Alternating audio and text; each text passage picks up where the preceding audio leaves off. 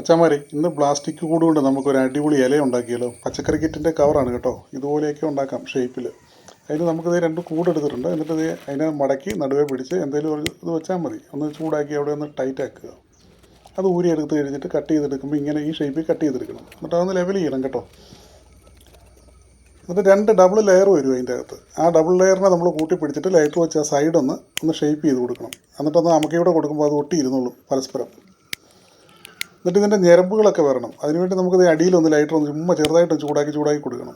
ഈ സൈഡ് പരിപാടി കഴിഞ്ഞിട്ട്. അപ്പോൾ അത് ഇതുപോലെ കണ്ടോ, ആ ഇലയുടെ ഞരമ്പുകളൊക്കെ അതുപോലെ തന്നെ വരും. നമ്മൾ വെട്ടിയെടുക്കുന്ന ഷേപ്പിൽ നമുക്ക് ആകൃതി കിട്ടും കേട്ടോ. ഇതുപോലെ ഒന്ന് ഓടിച്ച് ചൂടാക്കി കൊടുത്താൽ അത് വരും. എന്നിട്ടൊരു കമ്പി എടുത്തിട്ട് ആദ്യമേ നമ്മൾ ആ ചൂടാക്കി ടൈറ്റ് ചെയ്ത ആ ഭാഗമില്ലേ, അതും ഇതുകൂടെ വേണം നമുക്ക് ഒട്ടിക്കാനായിട്ട്.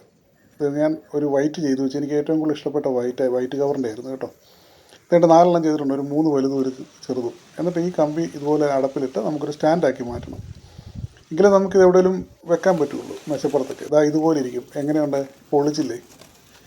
വേസ്റ്റാക്കി കളയുന്ന കവറിൽ ഇതുപോലെ വിരിയുന്ന പൂക്കൾ അല്ലെ ഇലകൾ ഉണ്ടാക്കിയെടുക്കാമെന്ന് പഠിച്ചില്ലേ?